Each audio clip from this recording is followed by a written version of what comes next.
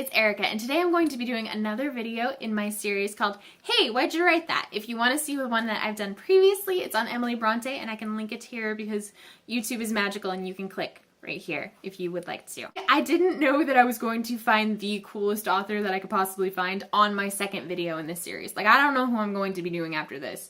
I've reached the peak. This is the pinnacle. I'm going to have to refrain from saying like a boss after each statement that I give you today, because Roald Dahl is my author of choice today and he is the coolest. So let's just jump into these facts. I'm excited. You guys are going to be blown away by this man's life. You're going to want his life. It's cool. So Dahl actually wrote the majority of his books in his shed in his garden. He had this big old battered armchair that he would go and sit in, and he always had a pack of number 2 pencils and those big yellow legal writing pads, and that's what he would write on. And he would only write between the hours of 10 to noon and 4 to 6. Magical hours, apparently, because he produced a lot of good stories during that time. Dahl was writing a third book in the Charlie and the Chocolate Factory series. It was going to be called Charlie Bucket and the White House, but unfortunately Dahl passed away before it could ever be written, which is sad.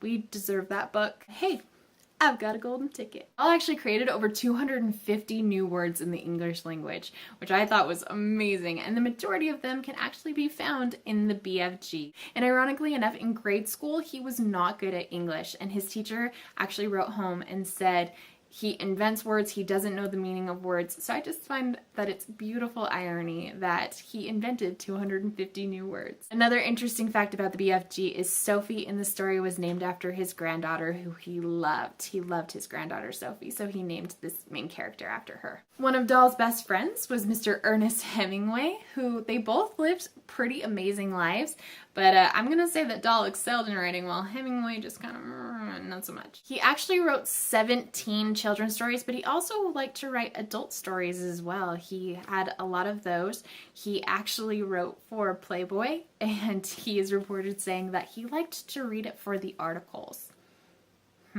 Okay. He actually wrote the screenplay for one of the James Bond films, and he also wrote the screenplay for Chitty Chitty Bang Bang. So I love, love, love. He invented the child snatcher in Chitty Chitty Bang Bang, who lures kids out of their homes with candy.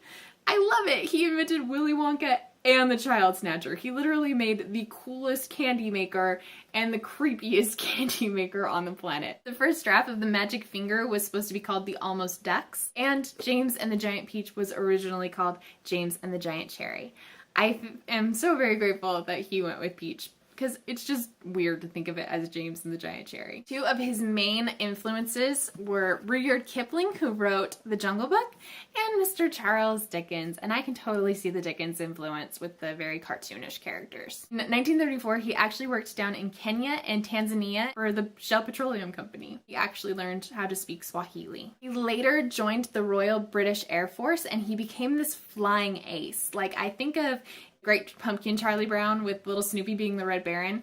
That's kind of like Dahl. Like, he was a legit good pilot, and he saved a lot of lives and shot down a lot of planes, and then he actually came over to America to campaign that America needed to join the war. It has been reported that the reason America joined the war was 1, because of Pearl Harbor, and 2, because of the creator of Oompa Loompas. In 1940, he actually crashed his plane and he fractured his skull and broke his nose, and I thought it was funny that the article said, and he passed out.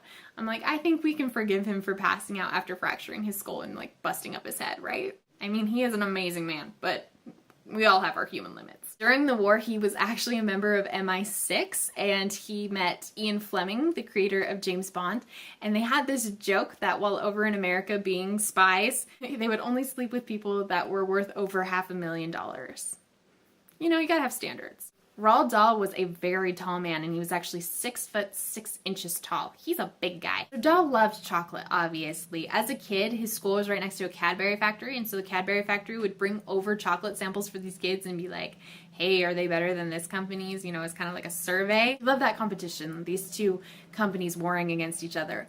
But later on in life, he admitted to not liking chocolate cake or chocolate ice cream. He loved all other chocolate, but those two, he just, nope, not so much. This one is actually my favorite fact that I will present you with today. In his book, The Twits, this is actually his personal campaign against beards. He thought facial hair was disgusting. He just thought it was the grossest thing. And so he wrote The Twits as a way of saying beards are gross. And on the very first page, in the very first sentence, it says, "What a lot of hairy-faced men there are around nowadays." So funny. I love that he had his own little personal campaign against beards. He actually died in 1990 of a blood disease at the age of 74, but I actually love this fact and the fact he was buried in the cemetery of St. Peter and St. Paul's Church, and he asked that he be buried with his favorite items, which included a power saw, HB pencils, red wine, and his snooker cues, which I don't know what the snooker is. I'm assuming it's some sort of British sport, so if you're British, please tell me what snooker is. It sounds awesome. I would like to snooker.